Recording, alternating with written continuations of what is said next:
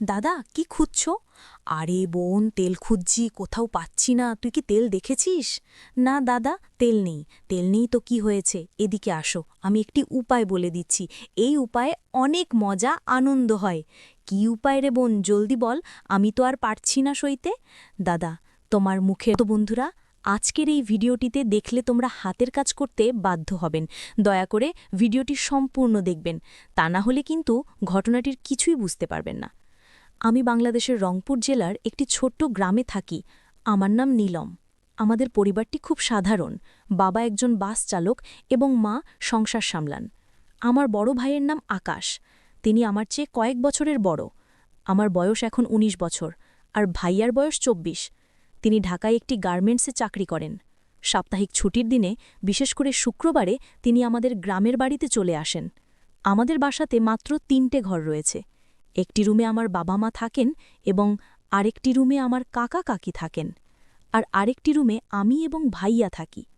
প্রতিবার ভাইয়া গ্রামে এলে আমরা দুজন অনেক সময় একসাথে কাটাই।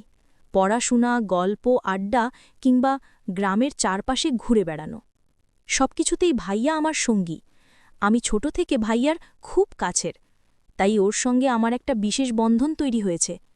সেই কারণেই যে কোনো সমস্যা হলে আমি প্রথমেই ভাইয়ার কাছে ছুটি, আর ভাইয়াও সবসময় চেষ্টা করে আমাকে সাহায্য করার।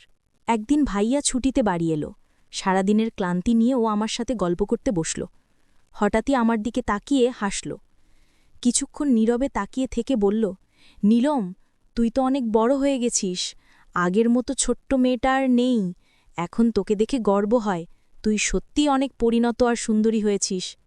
ভাইয়ার কথায় আমি একটু লজ্জা পেলাম, আবার ভেতরে ভেতরে আনন্দ হল। তারপর ভাইয়া আমাকে জিজ্ঞেস করল, আজ রাতে তুই কোথায় ঘুমাবি?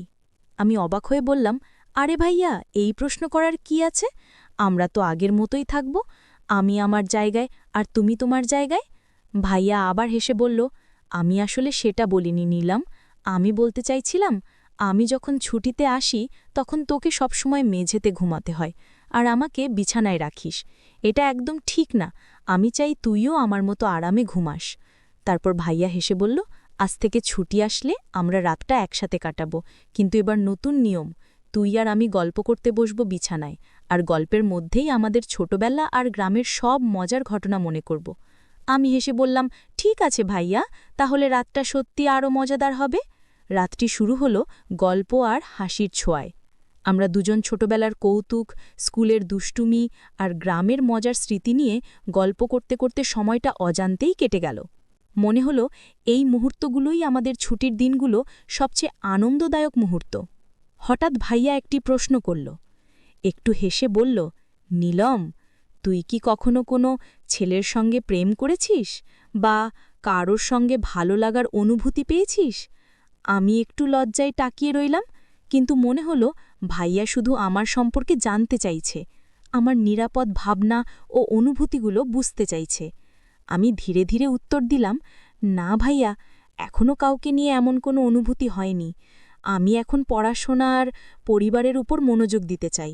আমি একটু লাজুক ভঙ্গিতে হেসে ভাইয়াকে বললাম, ভাইয়া, তুমি তো আমাকে এত প্রশ্ন করলে। তুমি নিজে কি কোনো মেয়ের সঙ্গে সম্পর্ক করো, বা তোমার কি কখনো এরকম কোনো অনুভূতি হয়েছে?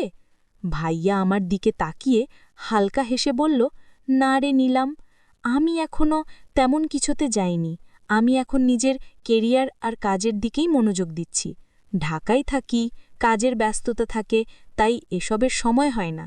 তাছাড়া আমি চাই আমার জীবনটা আগে স্থির হোক, তারপর এসব নিয়ে ভাবব। রাত গভীর হলো, আর আমরা দুজন গল্প করতে করতে ক্লান্ত হয়ে গেলাম। ধীরে ধীরে আমি এবং ভাইয়া শুয়ে পড়লাম। বিছানায় শুয়ে শুয়ে আমরা দিনের সব গল্প আর স্মৃতিগুলো মনে মনে ভাবছিলাম। নীরবতায় ঘরটা শান্ত, আর মনে হলো এই মুহূর্তগুলোই আমাদের পারিবারিক বন্ধনের সবচেয়ে মূল্যবান স্মৃতি। রাতের এই শান্তি যেন আমাদের হৃদয়কে আরও কাছে এনেছে এবং আমাদের সম্পর্ককে আরও মজবুত করেছে। পরের দিন সকালে সূর্যের আলো ঘরের ভেতরে ঢুকতে শুরু করল।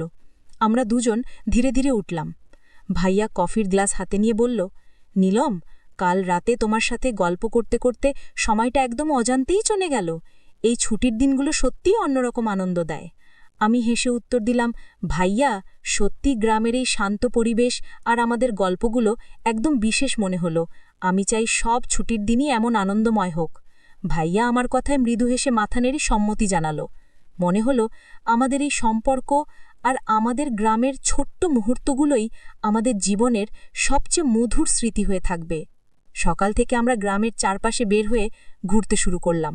পথের ধুলো, পুকুরের পানি, গাছের ছায়া সবকিছু যেন আমাদের ছোটবেলার স্মৃতিকে আবার জাগিয়ে তুলছে।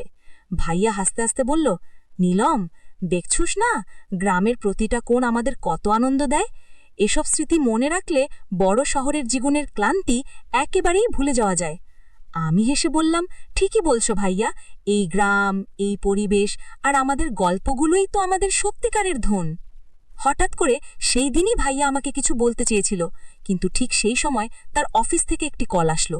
কলটি পাওয়ার পর ভাইয়াকে দ্রুত যেতে হলো।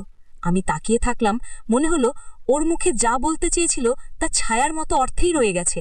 তারপর বলল, নীলম, পরে সুযোগ পেলে আমি তোমাকে সবকিছু বলবো, এখন আমাকে অফিসে যেতে হবে।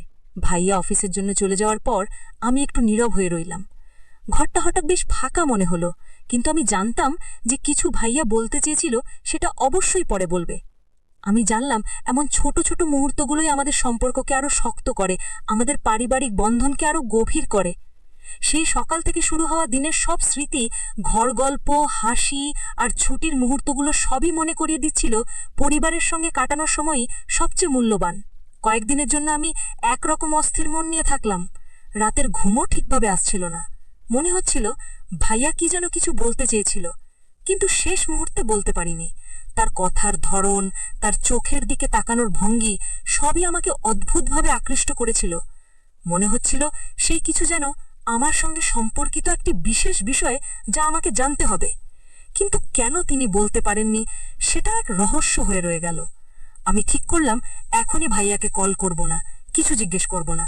তবে মনে মনে আমি বারবার সেই মুহূর্তের কথা ভাবছিলাম। তার প্রতি কৌতূহল দিন দিন বাড়ছিল। কখনো মনে হচ্ছিল আমি হয়তো বুঝতে পারবো কি বলতে চেয়েছিল, আবার কখনো মনে হচ্ছিল ধৈর্য ধরতেই হবে। হঠাৎ করে একদিন ভাইয়া আমাকে ফোন করলো। তার কণ্ঠে এক ধরনের গুরুত্ব আর নরমতা ছিল।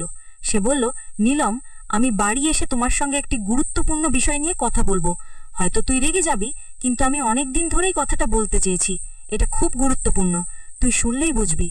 আমার মনে উত্তেজনার ঢেউ তোলে। মনে হলো অবশেষে সেই মুহূর্ত যা আমি কয়েকদিন ধরে অপেক্ষা করছিলাম তা আসছে। কতই না কৌতূহল, কতই না প্রশ্ন, কিন্তু আমি শান্ত থাকার চেষ্টা করলাম। কয়েকদিনের অপেক্ষার পর ভাইয়া ছুটিতে বাড়ি এলো। আমি তাকে দেখে ভীষণ আনন্দ পেলাম। সঙ্গে সঙ্গে আমি বললাম, ভাইয়া বলো তো যেটা বলতে চাচ্ছ। ভাইয়া আমার দিকে তাকিয়ে মৃদু হেসে বলল, না এখনই বলবো না, রাতে বলবো, তখন তুই ভালোভাবে শুনবি। এই কথাটা এত স্পেশাল যে রাতের শান্তি আর সময়ের সঙ্গে থাকা উচিত। তখন আমি বুঝতে পারলাম ভাইয়া কেবল আমাকে কিছু জানাতে চায় না, সে চাইছে আমরা এই মুহূর্তের পুরো গুরুত্ব অনুভব করি। মনে হলো রাতের জন্য আমাদের কাছে আরো কিছু বিশেষ মুহূর্ত বাকি আছে, যা আমাদের ছুটির দিনটিকে আরো আনন্দময়, রহস্যময় এবং স্মরণীয় গড়ে তুলবে। রাতের অপেক্ষায় আমি ধীরে ধীরে সেই মুহূর্তের কল্পনা করতে লাগলাম। তো বন্ধুরা, আপনারা অবশ্যই এই চ্যানেলটি সাবস্ক্রাইব করে পাশে থাকা অল নোটিফিকেশন অন করে রাখবেন। আর আগে থেকে যারা এই চ্যানেলটি সাবস্ক্রাইব করে রেখেছেন আপনাদেরকে জানাচ্ছি অসংখ্য ধন্যবাদ। তো বন্ধুরা, আজকের মতো ভিডিওটি এখানেই শেষ করছি। দেখা হচ্ছে পরবর্তী নতুন কোনো ভিডিওতে। ভালো থাকবেন সবাই।